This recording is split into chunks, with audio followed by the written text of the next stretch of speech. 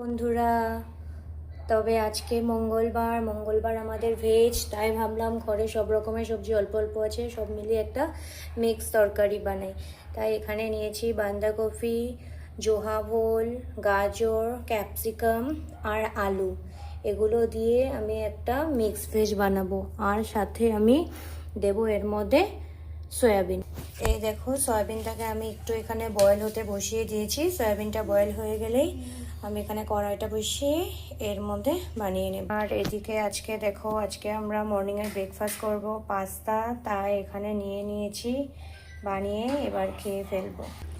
ঢেলে দিচ্ছি তেল এর মধ্যে। তেল খুব বেশি দেব না, আমি একটু কমই মানে একদমও কম না, মানে সম্ভবত একটু মেনটেনেন্সে রাখি আর কি তেলটা। তাই আমি তেলটা এতটুকুই দিয়েছি। যদিও অনেকে বলে নিরামিষ তরকারিতে তেলটা একটু বেশি লাগে, আমি তবে খুব একটা বেশি দিই না, নর্মালি দিই, যতটুকু দরকার আর কি।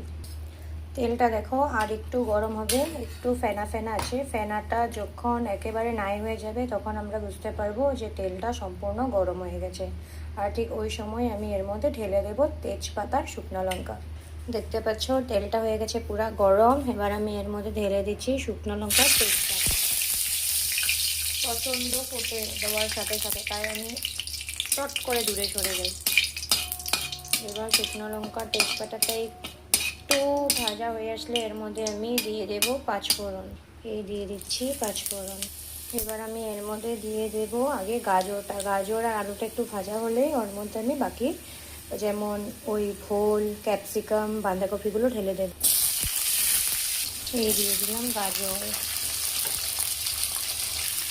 ভালো করে গাজর আর আলুটা ভাজা হয়ে আসলেই এর মধ্যে আমি ঢেলে দেব আগে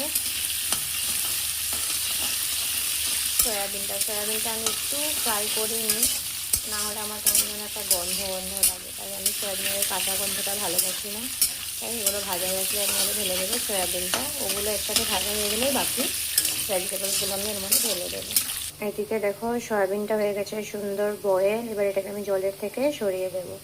এদিকে দেখতে পাচ্ছ আলু আর গাজরটা প্রায় ভাজা হয়ে আসে। এবার আমি জল থেকে তুলে রাখা সয়াবিনগুলোকে আমি ঢেলে দেবো।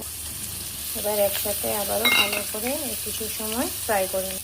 দেখো সয়াবিনটাও প্রায় ভাজা হয়ে আসছে। এবার আমি এর মধ্যে ঢেলে দেবো বাকি সবজি। ঢেলে দিচ্ছি এর মধ্যে জোহাবো। এবার এটাকেও ভালো করে মিলিয়ে এর মধ্যে ঢেলে দেবো বাঁধাকপিগুলো, ক্যাপসিকাম যাচ্ছে বাঁধাকপি।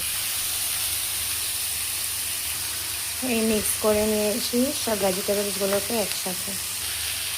ঢেলে দিলাম কাঁচা লঙ্কা। যাচ্ছে নুন।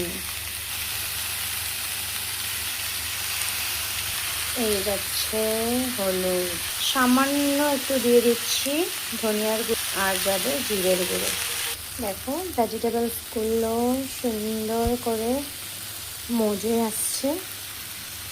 আর একটু ভাজা ভাজা হয়ে গেলে মজে আসে, আমি এর মধ্যে হালকা একটু জল দিয়ে একটু যাতে ভালো করে বয়েল হয়ে যায় তারপর আমি নামিয়ে দেবো।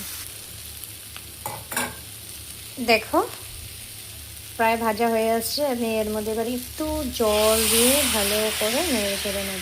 আমি এভাবে করে জল একটু বেশি দিয়েছি যাতে ভেজিটেবলসগুলো জলের সাথে সুন্দর করে মিক্স হয়ে বয়েল হয়ে যায়। তারপরে আমি একদম এটাকে মাখা মাখা করে নামিয়ে নেব। বলেছিলাম না আমি একদম এটাকে শুকিয়ে একদম মাখা মাখা রাখবো। তাহলে চলো ফাইনালি হয়ে গেল আমাদের মিক্স ভেজ রেডি।